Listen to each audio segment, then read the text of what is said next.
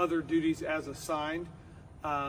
Just excited for another episode. This is one that I really feel like is super important as a building administrator, because you don't get to sit and have conversations and talk to your staff one-on-one every day, every week, sometimes not every month.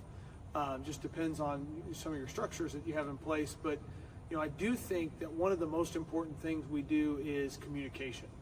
And so as I transition into this new role and have these new responsibilities, the communication from the main office to teachers and to staff, and to students and to parents, that's a huge part of what I do, and really something that I spend a lot of time thinking about. And I want to just share some of the things that were structures we had in place already, some that are new that we're working with, and just trying to find better ways to do that communication. Talked about previously in season 1, episode 4, I talked about our teacher dashboard. And to me, that is the very best way that we communicate with teachers, and we don't ever send anything out about it. And why I say that is that teacher dashboard created a hub for teachers to get information without having to sift through emails and messages and documents. It was all in one place. And I think that is my goal for teacher communication, is that it's clear and it's consistent. And really that's my communication goal with everything that I do, is being clear and consistent. And how do I help to make sure teachers can find the information, that it's clear to them, and that it's not overwhelming. It's not the 7th email they've gotten from me in a day. Are there days where I send more than one email? Absolutely. But I try to limit those really thoughtfully, and I think that's really important. So that dashboard stands as kind of a home to so much information that teachers can go and gather that information. It's evolved so that our principal secretary does an amazing job of curating that material. She gave it a new look this summer and reorganized it and made it more accessible for teachers, which was great. But she has that design eye that makes it really appealing for people to gather information from. So that's been really good. Beyond that, we do a monthly document. We call it monthly reminders. It's just, again, a gathering of information, really more seasonal, kind of brings things to the forefront that people need to know. And I think that's an important part, right? Like, hey, what we have to assume, we can't assume that everybody remembers that, hey, it's October, it's the end of a quarter, here's what's going to happen next, and here's what you need to do. So we lay that out for them every month. I think that's really helpful. One piece that I've added is both my predecessors did a kind of a what's going to happen next week calendar that they shared with staff and said, hey, on Monday, we've got a soccer match. On Tuesday, there's a choir concert. On Wednesday, there's an esports competition. And we, kind of gathered that so everybody kind of knew what was going on. Most of that was outside the school day. But what I've added to that document is, and I call it the Red Pride Rundown, but I've cut it down to 3 things. I always worked with a coach, Tom Allen, who is a really deliberate, thoughtful person, and he said, he worked really well in 3s. He said 3 things I can remember. If you give me more than 3, I'm going to forget something. You give me less than 3, maybe there's more that I needed to know. So I really like that. Really resonated with me as a young teacher and coach, and something I've carried on the best I can as I move forward. And so on that weekly email, we always have 3 things, and those 3 things are kind of at the forefront of things that we're talking about. Maybe it's things that I've had to address that week, a reminder about field trip procedures, or a reminder about something else that's going on. Maybe it's a highlight. Hey, our attendance is doing really great. Here's what it looks like right now. All of those things fall into that category of the 3 reminders. And then I do a leveling up section where I just share something for teachers who are looking to, are thoughtful, or growing, they're wanting to think.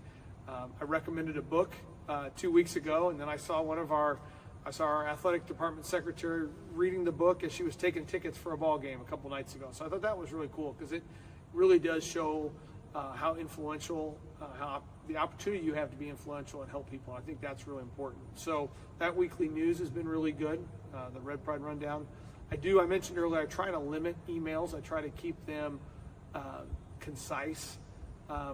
This is an area that I've started to use AI a little bit, in that I type out my message and then I ask AI, I ask ChatGPT or Magic School to help me make that clearer, make it more concise. Can you turn this into bullet points?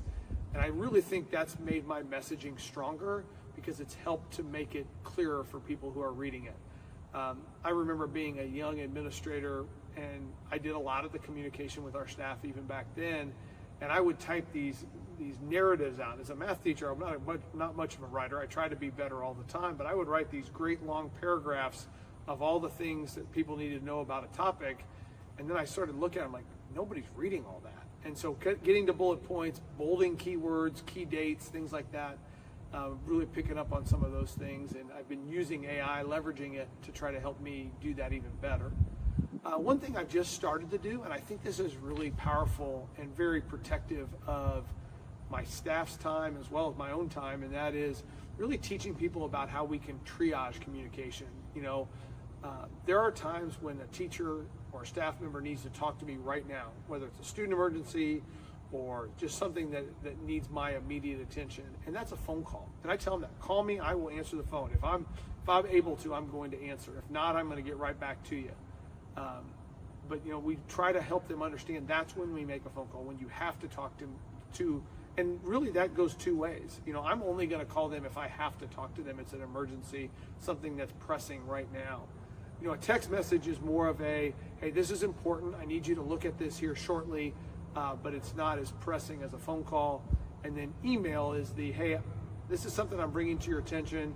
It does not need to be addressed in the next 24 hours, but get back to me when you have a chance. And I think kind of teaching it that way and talking about it that way, I feel like our staff is starting to embrace that a little bit. I'm being way considerate as I get into this role of using schedule send. You can do that in text messages and in emails, and that schedule send feature allows you to send messages during work hours that are work messages.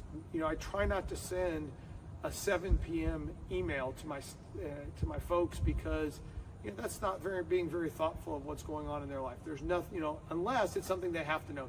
Something's going on in the building, something that's going to pertain to tomorrow that they need to know tonight. A reminder that, hey, tomorrow's college sweatshirt day, you want to wear jeans, go ahead. Those kind of things, okay, maybe you do send that one at night. But if it's something that just needs to be their attention, I always try to schedule send that for the next day. And I think, or 7 a.m. so they're getting it as they get to school. I think that's been really helpful. And I think trying to leverage, simplification of message, being consistent, and then letting them know when you're going to message them, I think is really important.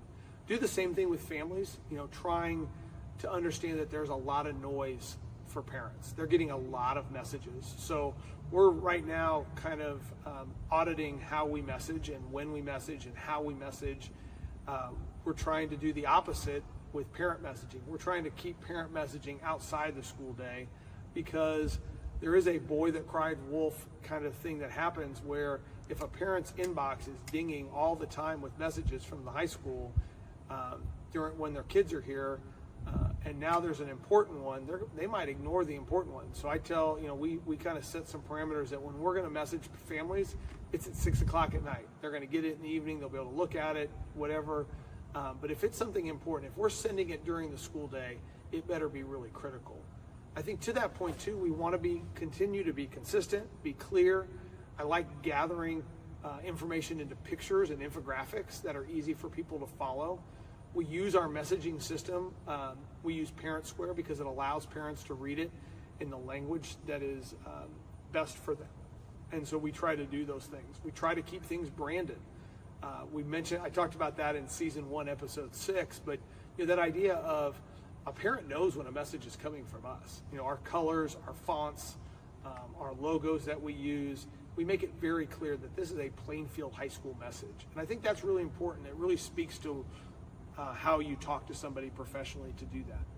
I also think it's important that you tell people what you want them to know.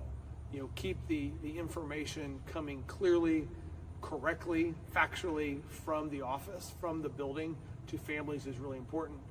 Recently, we really have been pushing attendance. And so I thought it was really important that I talk to parents about attendance and what that looks like and why it was important, what we were going to ask kids to do, why we wanted them here at least 95% of the time. And we are already seeing a marked improvement in our attendance. And I think it's because we're telling kids, hey, you've got to be here. We're telling parents that school happens every day, and kids need to be here every day. There are reasons kids can't be here. They're sick. There's obligations they can't miss. But school is their responsibility each and every day. And we've had that messaging that went out, and I think that's really helped us. Everything that I've been talking about has really been focused on the written word. But I want to emphasize this as we kind of wrap things up with being clear and consistent with our communication. Don't ever be afraid to pick up the phone call to call a parent, or pick up the phone to call a parent. Or ask them to come in to sit down and talk to you. I think that allows us to make a personal connection that just doesn't happen through a keyboard. And so having those conversations, talking to parents, listening to parents, acknowledging their concerns and hearing them, and then explaining to them what's going on, and maybe sitting down and I need to think about that a little bit. And I think parents will appreciate that. I know they appreciate it when we do that. Those toughest messages, whether they're around discipline, academic things, graduation, all of those things, if you have to have a tough conversation with a parent, I encourage you to start with a phone call and invite, if that doesn't get through, invite them in to come and sit down and talk. And at the high school level, if you're doing that, include the kid. If we're talking about, whether or not we're going to graduate or whatever, a discipline thing that we're seeing that is, going to become a major issue, including the child, in that is really important, because that student, in some cases, 17, 18 years old, and they need to learn how to have those conversations too in a respectful way. And I really feel like that's super powerful. Well, that was a lot, a little longer than I usually go, but I really feel strongly about the importance of that communication because, again, I may not get to talk to every parent, but they're seeing my face, they're hearing my voice in some of our communications, they're seeing my written word, and they're hearing the message. And I think, that's the way to make a great impression on your students and staff and let them know that, you have a handle on what's going on and you're helping them kind of navigate the school year. So, again, as always, please reach out. If you ever had a question, you want to talk about something. I had someone reach out not too long ago to talk about something from an episode. It was great to have those conversations. Really look forward to that in the future. And just always appreciate you tuning in. And look forward to doing this again here soon. Thank you. Have a good night.